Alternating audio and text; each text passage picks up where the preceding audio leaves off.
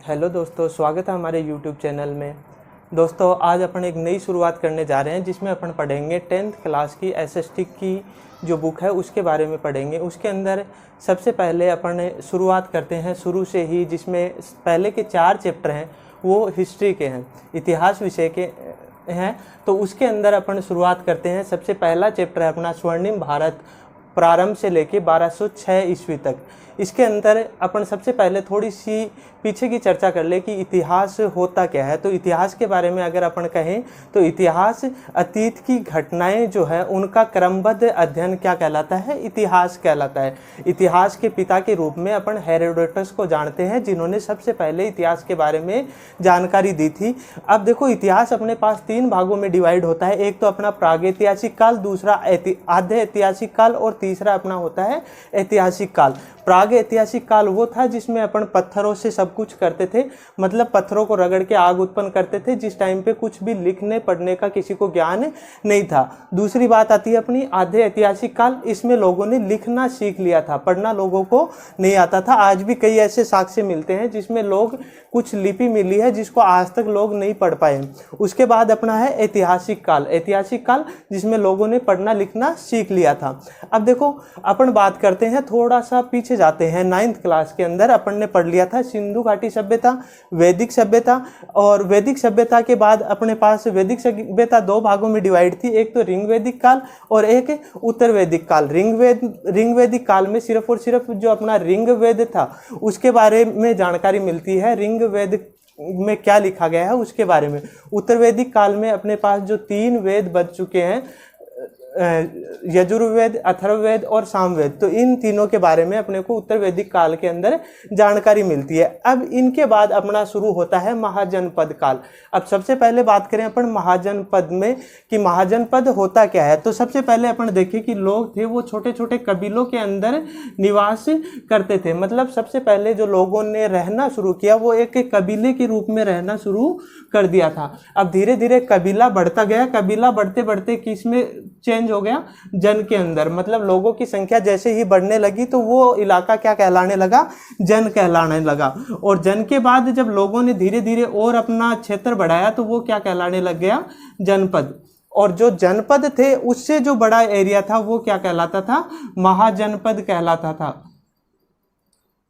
मतलब जो बड़ा क्षेत्र था महाजनपद। अब देखो, भारत की बात करें तो भारत उस समय जो था वो 16 भागों के अंदर डिवाइड था। मतलब महाजनपदों की जो संख्या थी वो भारत में कितनी थी, 16 थी। अब देखो, इनके बारे में अपन थोड़ी सी चर्चा करते हैं कि महाजनपद था, इनके बारे में कहाँ उल्लेख मिलता है। तो जो अपने बौद्ध ग्रंथ थे, बौद्ध ग्रंथ अंगुत्तर निकाय के अंदर और जैन ग्रंथ भगवती सूत्र के अंदर जो अपने महाजनपद हैं इनके बारे में कुछ जानकारी अपने को हासिल होती है। तो सबसे पहले देखें अपन कि भारत जैसे आज अपना 29 राज्यों के अंदर विभाजित है, उसी तरह से पहले जो महाजनपद थे, महाजनपद काल था, उसके अंदर ये 16 भागों के अंदर डिवाइड था। देखो, अब इनमें अपन एक एक महाजनपद के बारे में चर्चा करते हैं और उनकी राजधानी के बारे में देखते हैं कि कौन सी महाजनपद की राजधानी कहाँ थी। तो देखो, सबसे पहले अपन बात करें काशी। पहला जो अपना महाजनपद था वो काशी था, जो आज यूपी में पड़ता है और इसकी राजधानी थी वाराणसी। उसके बाद अपना जो है दूसरा आता है वो कुरु महाजनपद था, जो आज दिल्ली के क्षेत्र में आता है और इसकी राजधानी थी इंद्रप्रस्थ। इंद्रप्रस्थ जो दिल्ली का पुराना नाम था। उसके बाद तीसरा आता है अपना अंग। ये भी कहाँ है, बिहार के क्षेत्र में पाया जाता है और इसकी राजधानी थी चंपा। चौथा अपने पास आता है मगध, जो भी बिहार के क्षेत्र में था और इसकी राजधानी थी राजगृह, गृहवज्र या फिर पाटलिपुत्र। आजकल इसको पाटलिपुत्र को अपन पटना के नाम से जानते हैं। और उसके अलावा जो अपना सबसे शक्तिशाली जो शासक राज्य था वो मगध का ही था। उसके बाद अपन बात करते हैं वज्जी की। तो वज्जी की जो राजधानी थी वो विदेह या मिथिला थी। उसके बाद मल की जो राजधानी थी वो कुशावती या फिर कुशीनारा। मल का मतलब होता है पहलवान, और पहलवान क्या करते हैं, कुश्ती करते हैं। इसी से मतलब इसको अपन याद रख सकते हैं कि कुश्ती करने वाला होता है, उसकी राजधानी कहाँ है, कुशावती। उसके बाद अपना था चेदी। चेदी की राजधानी थी शक्तिमती। उसके बाद अपना वत्स। वत्स की राजधानी है, वत्स कहाँ स्थित है, एमपी मध्य प्रदेश में स्थित है और उसकी राजधानी कहाँ है, कौशाम्बी में। उसके बाद अपने पास कौशल है, कौशल की राजधानी कहाँ है? अयोध्या। अयोध्या जहाँ पे अपना राम मंदिर स्थित है।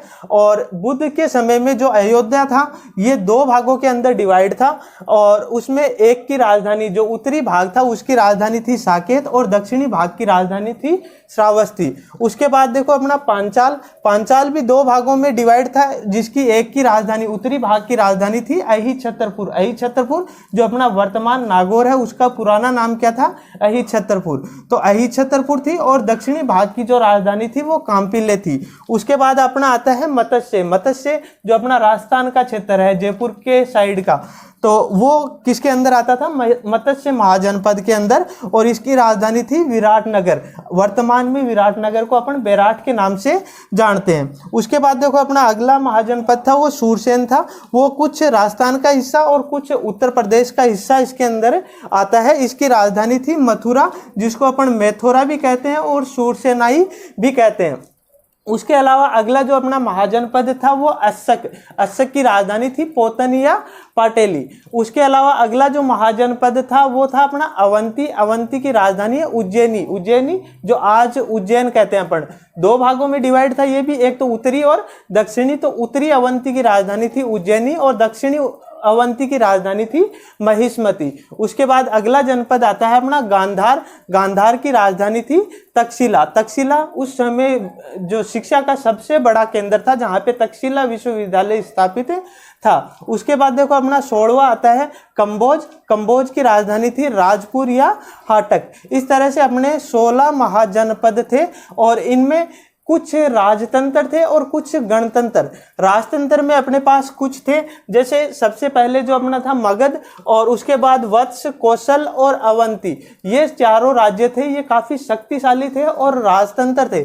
उसके अलावा कुछ ऐसे भी राज्य थे जो गणतंत्र थे, जिनके अंदर चुनाव होता था और चुनाव के द्वारा ही जनता राजा का चुनाव करती थी। इस तरह से अपना ये महाजनपद कंप्लीट हुआ।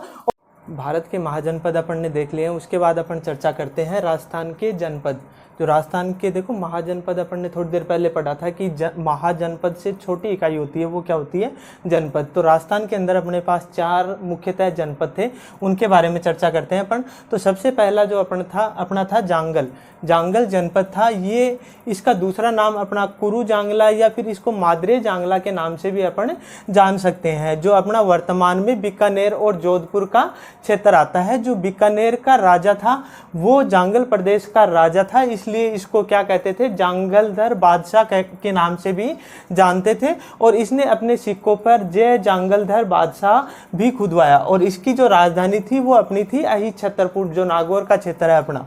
उसके बाद देखो अपना दूसरा आता है वो मत्स्य जनपद आता है। मत्स्य जो आज वर्तमान में जयपुर के आसपास का क्षेत्र या फिर अलवर और भरतपुर का जो थोड़ा बहुत क्षेत्र है वो मत्स्य जनपद के अंदर आता है। और इसकी जो राजधानी थी वो अपन ने पहले ही देख ली थी विराटनगर, जिसको अपन वर्तमान में बेराट के नाम से जानते हैं। अब इसका विस्तार देखते हैं अपन। वो है चंबल की जो पहाड़ियाँ थी उससे लेके सरस्वती नदी तक जो इसका विस्तार था। और इसके अंदर जो अपना मत्स्य जो जनपद था, इसके अंदर जो एक तो चेदी वंश था और दूसरा मत्स्य वंश, तो इन दोनों ने यहाँ पे मत्स्य वंश के अंदर शासन किया था। उसके बाद अपन तीसरे जनपद के बारे में देखते हैं, तो ये अपना था शूरसेन जनपद।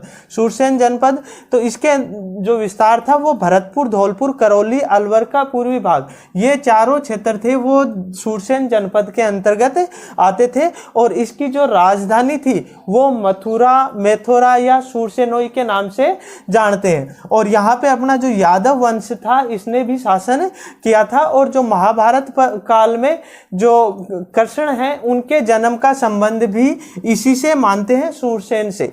उसके बाद अपना चौथा जनपद आता है वो शिवी जनपद, और इसकी जो राजधानी थी शिवपुर। वर्तमान में ये जो शिवपुर है ये कहाँ पड़ता है? पाकिस्तान का जो शोरकोट स्थान है वहाँ पे अपना ये शिवी जनपद पड़ता है। और यहाँ पे जो राजा सुशीन था उसने 10 राजाओं को युद्ध में पराजित किया था, और ये युद्ध 10 राज्य युद्ध के नाम से जाना जाता है। उसके अलावा जो अपनी कालांतर में जो शिवी जाति थी वो मेवाड़ के कुछ क्षेत्र में इन्होंने निवास निवास किया था, यहाँ पे ये कुछ समय के लिए रुके थे। और इनकी जो राजधानी थी सीवी जनपद की, जो मेवाड़ क्षेत्र में रुके थे, उनकी राजधानी थी नगरी, जो चित्तौड़गढ़ के पास कुछ स्थान पड़ता है। और इसकी जानकारी अपने को उस समय के जो सीवी जनपद के कुछ सिक्के मिले हैं उसके अंदर इसकी जानकारी अपने को हासिल होती है। उसके अलावा जो मंदसौर में 5 गुहा लेख मिले हैं जिनमें इसके विस्तार के बारे में भी जानकारी मिलती है। जो इनका विस्तार है अपना वो पश्चिम से लेके उत्तर पूर्व तक